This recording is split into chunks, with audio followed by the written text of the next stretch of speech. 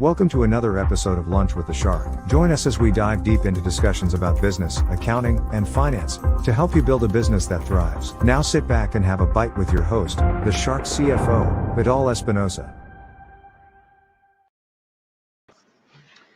Well, hello, good afternoon. Welcome to a new edition of Lunch with the Shark. I am your host, Vidal, the Shark CFO, Espinosa, and I am really happy to be here with you this afternoon.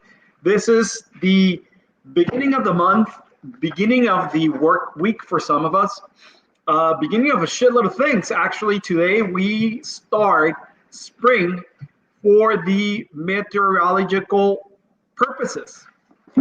Even though spring for the calendar starts on March 21st, or the beginning of the season, meteorologically starts today, March 1st. So spring is already upon us. Spring is here. We're very close on commemorating the lockdown, the shutdown, the incarceration of the humankind due to the pandemic. And how have you reacted to this almost 1 year mark here in the United States and Mexico of shutting everything down? Have you actually innovated? Have you changed? Have you done anything differently? Or are you just waiting for things to come back the way they were so you can move on with your life? Shit, a lot of people have done that. And I don't want to sound an asshole, but good, great, continue doing that, because people that have innovated, people that have moved past that, people that are taking action are going to thrive.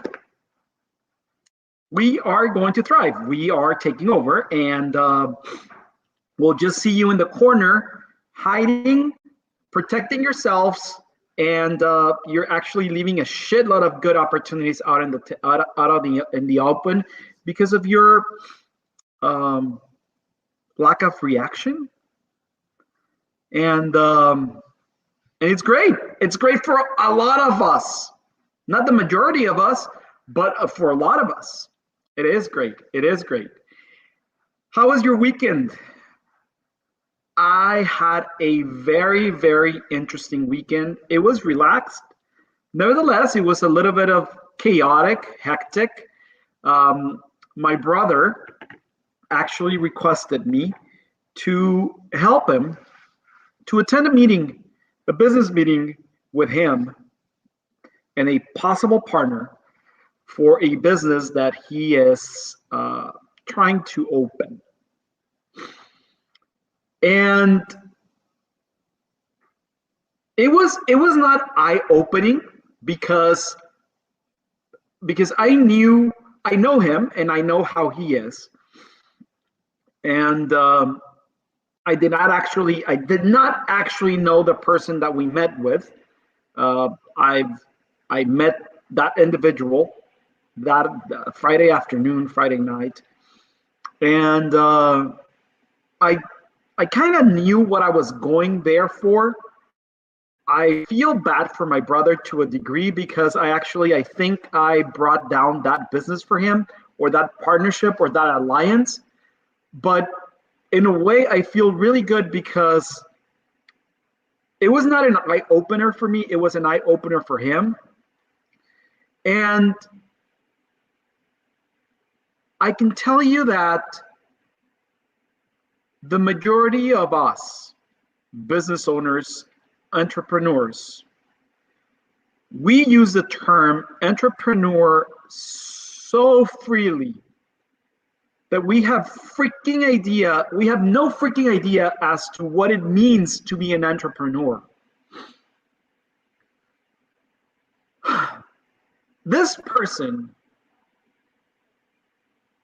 has their head so up their ass that it's so full of shit that her ears are so clogged with BS that every single question that I asked, was answered with another question and completely different answers than what the answer should have been or needed it to be. And mind you, I did not know the answer. But when you answer the question with another topic or another thing or completely what it's not supposed to be answered, you immediately know what the hell is going on. I really felt as if I was on the Shark Tank. I really felt that I did good thing. I actually did a good thing, which is it was an eye opener for my brother. It was an eye opener for me to tell my brother, you know what, don't go into business with this person. It was an eye opener for this lady because this individual does not know what the fuck they're doing. They have a marketing agency that does medical tourism. They are influencers. And what is very interesting is that when I asked them about, hey, oh, wow, you're in what social media? Oh, all of them. Name them, please. Well, I have a Facebook. Well, what's your Facebook? Oh, I have several. Which one? Oh, I have several. And when I did a Facebook search after our meeting, there's one or two Facebook pages associated with their business that has not been, that has had no movement since last year, but they claim they are they're influencers. And I'm like, okay, cool. So how many followers? How many followers? Oh, I have no idea. I haven't checked. So how can you call yourself an influencer? I call BS, because how can you call yourself an influencer and have no idea how many followers you are?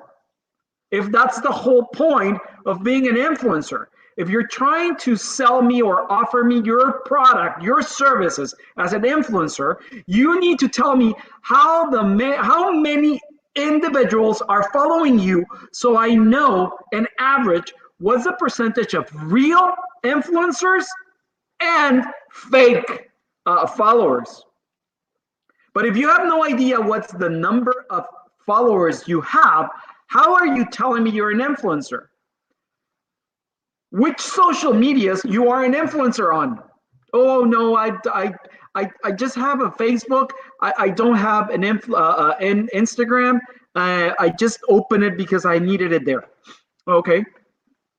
So far, digital marketing agency for medical tourism. Influencer at, I don't know what social medias, nor with no set number of followers. We have two there. Oh, I have hospitality experience. Okay, cool. What hotels? Oh, it's been like 20 years since I've done that in Costa Rica. Oh, okay. For what hotels? Oh, you might not know them. Okay, so three. I've called bullshit at those three right now, okay? Well, I also have this business here, but I had to shut it down because it was too far for my clients. Okay, and what was it? Oh, it's a service that we provide for this and this and okay.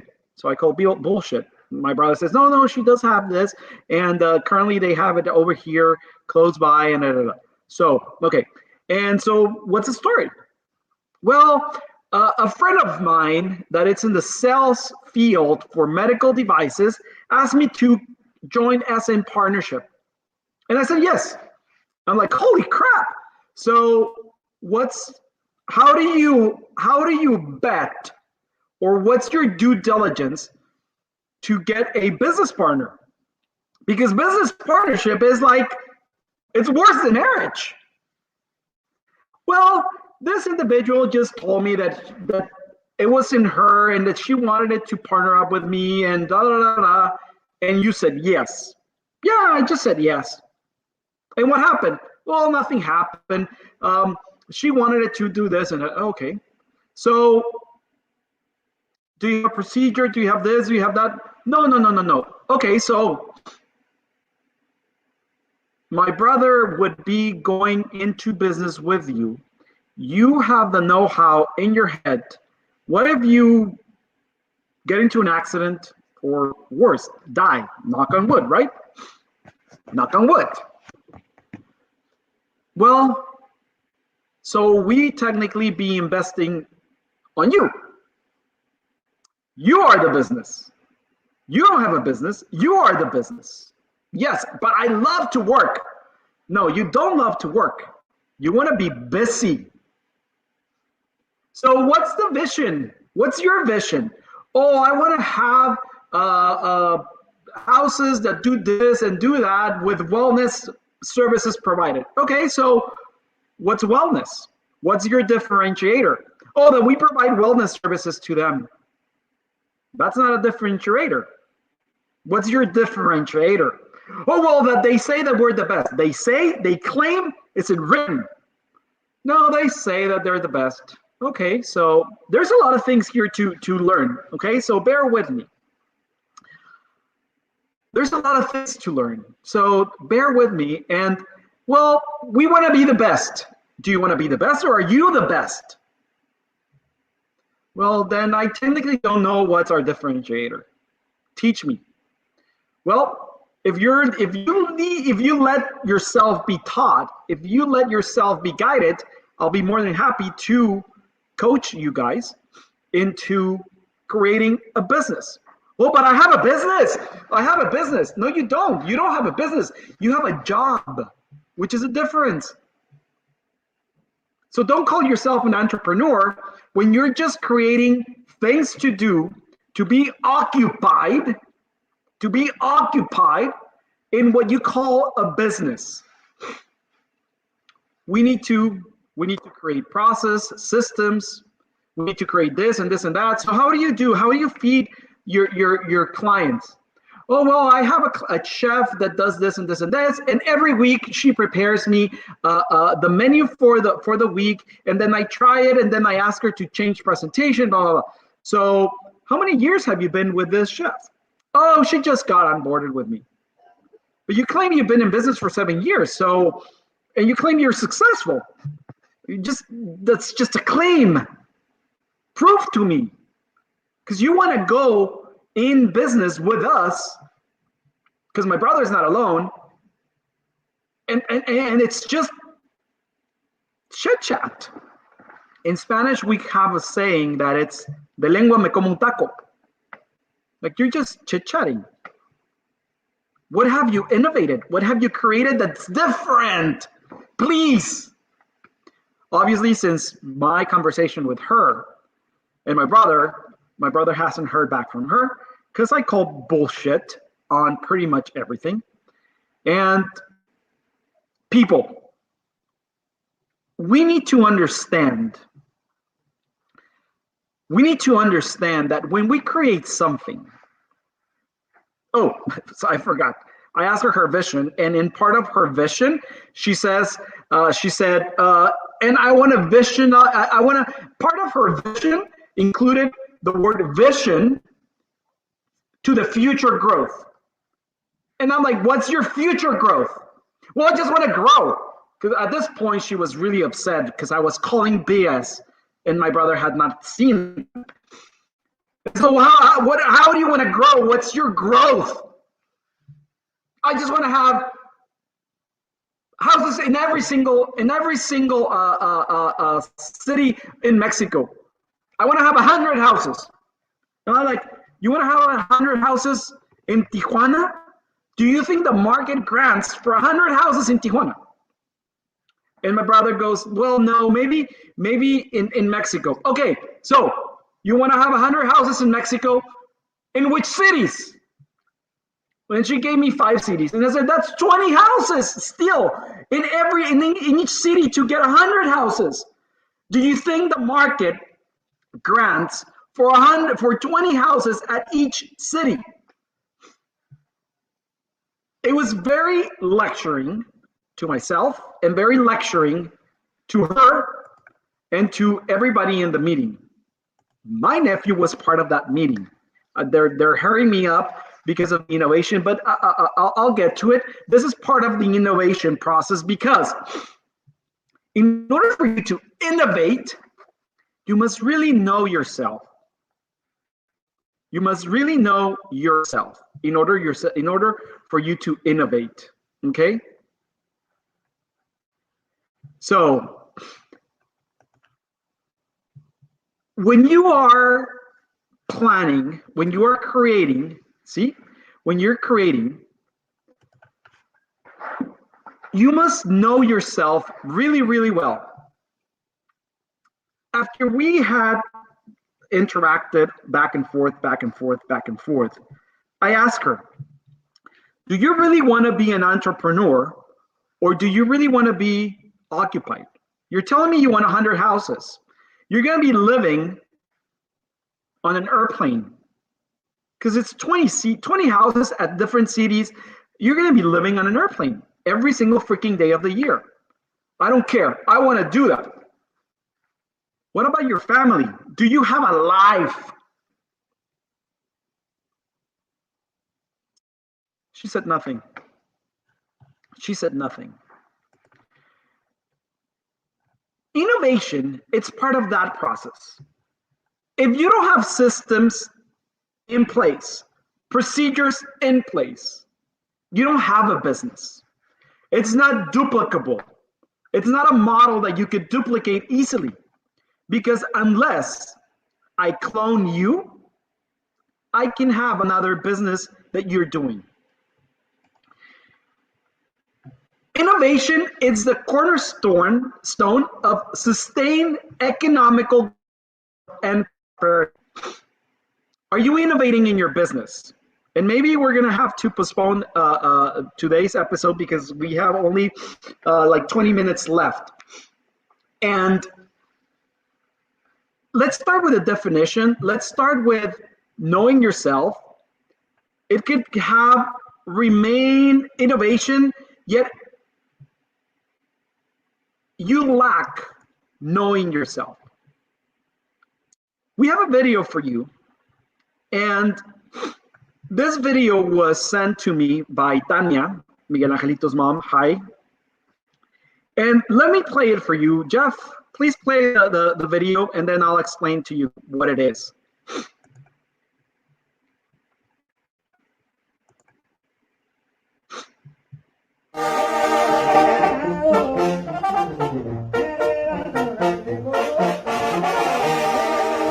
If you can see there, this little kid there, maybe we'll see the close-up to this.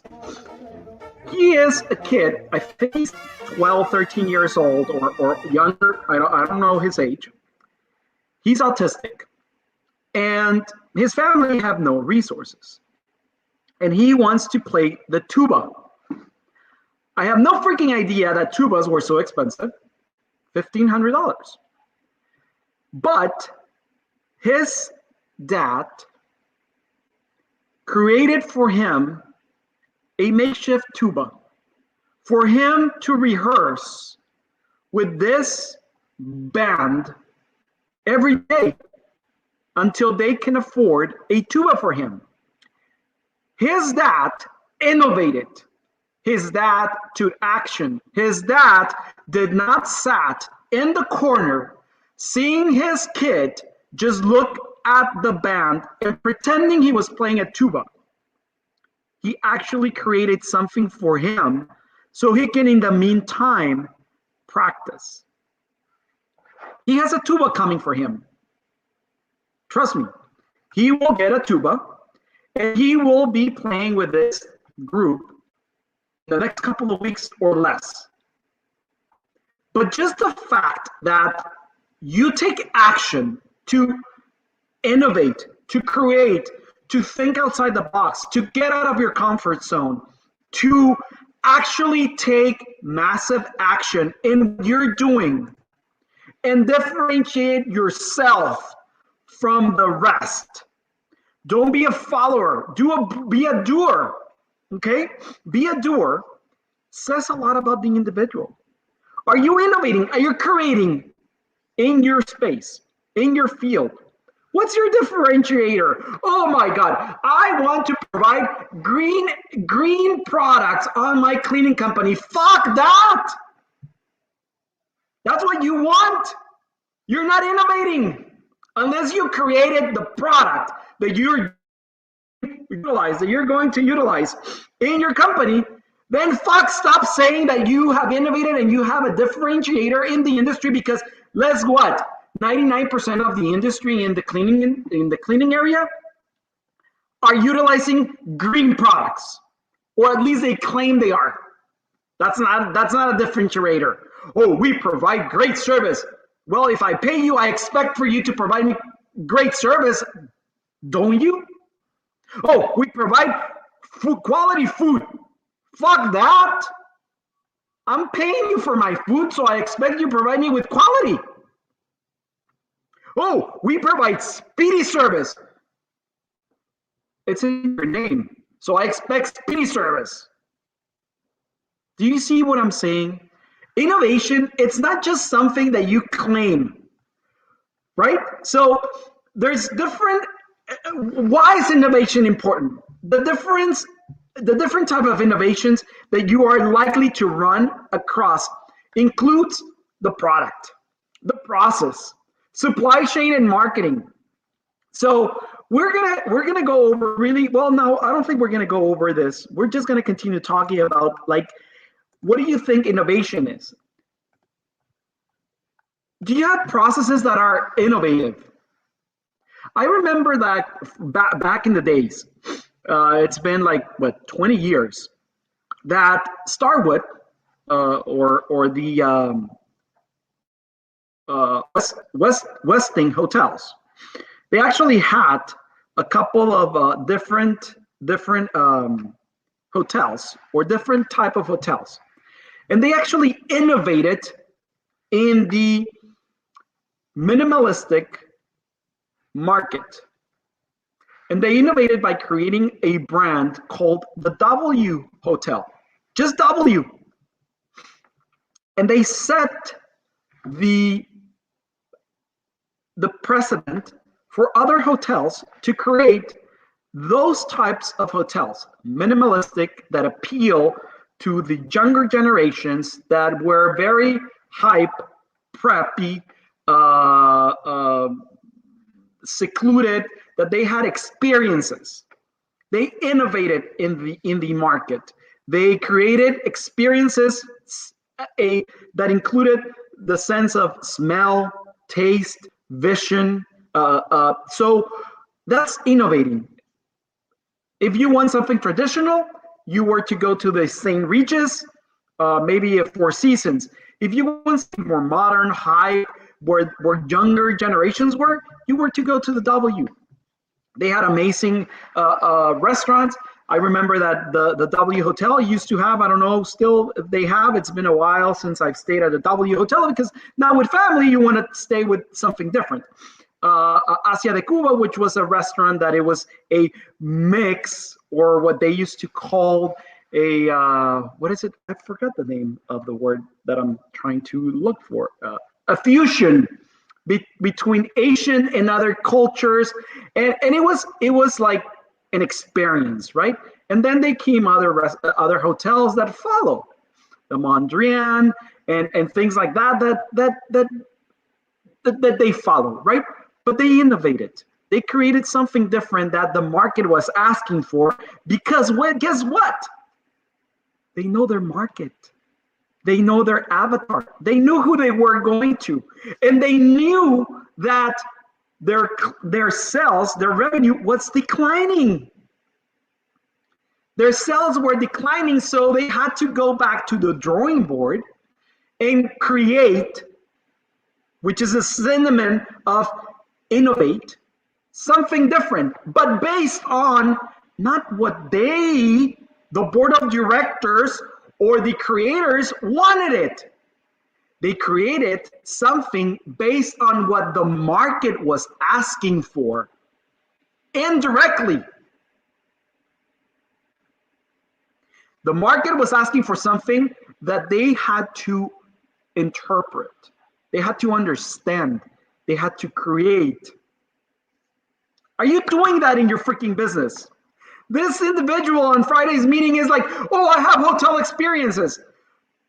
Every single successful hotels has a manual with all their procedures from the moment they start making the reservations to the moment that the guest walks out of the property. Where are those processes and systems, I asked. Oh, well, now with COVID, we have to take, no, fuck COVID. Because COVID is brand new. That's an incorporation or that's an adaptation of your current systems and processes that must include COVID protocols. You see what I'm saying? Now, don't freaking try to reinvent the wheel. Don't freaking try to recreate something that does not need recreating. Is your marketing, listen to your market, okay? Listen to your market. Is your market requesting you to innovate? It doesn't mean that you need to rebrand. It doesn't mean that you need to change your image. It doesn't mean that you need to update your visual material. Oh, we provide flyers. Fuck flyers. Like how many pages of flyers you print? Oh, we ask 1,000 flyers and we drop them. Haven't you heard of email? Aren't you an influencer? Why the fuck are you printing flyers if you are an influencer? Congruency, people. Don't bullshit me. I would say, don't bullshit the bullshitter. But be willing to be coached. Be willing to learn. Is your market requesting you to innovate? Well, I don't know. Well, you do know. Have you done a little analysis comparing yourself to your competition? Have you asked your clients, where are you lacking? Or are you so afraid of asking your clients, hey, where the fuck am I lacking? So you can improve and provide them value and provide them better service? That are you so that afraid that they're gonna walk out? Then, if that's a yes, guess what? You need to innovate. But innovation, again, I don't mean you need to change your branding and you need to change your color and you need to make your chingaderas prettier. No. As long as you're professional, as long as you come across as a very reliable and trustworthy company, don't change that. Are you really truly wanting to innovate? Is it a want or is it a need? I actually learned the want and need differences by me trying to buy everything that I came across. Now my question is to myself, do I want this chingadera or do I need this chingadera? If it's a want, okay. It's something that I want, something that it's luxurious, something that it's not going to help me in my life, okay, then I'll think it. If it's a need, like food, I'll get it. But truly, are you truly wanting to innovate? Are you revamping or creating simpler processes? Automatize them? Are you shifting from desktops or to your office to a cloud-based systems and procedures that you can actually travel the freaking world and provide service and value to your clients from the most hidden places in the world as long as you have internet connection?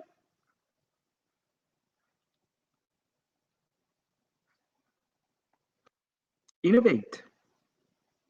Create. Think. Look at your competition out there. Listen to your market.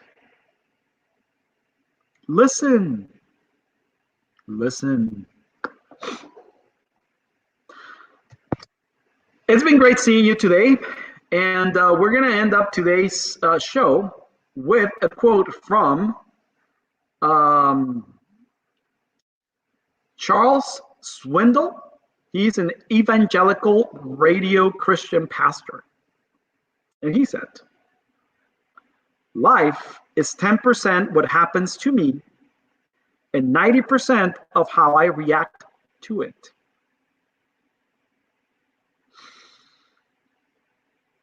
Do you overreact? Chill, people. Cool down, people. Relájate, güey. See you tomorrow. Bon appetit. Ciao. Thank you for listening to Lunch with the Shark. If you would like to set up a consultation with the Shark CFO, Vidal Espinosa, visit his website www.invictus-advisors.com and don't forget to subscribe on Facebook, Instagram, YouTube, Twitter, and LinkedIn.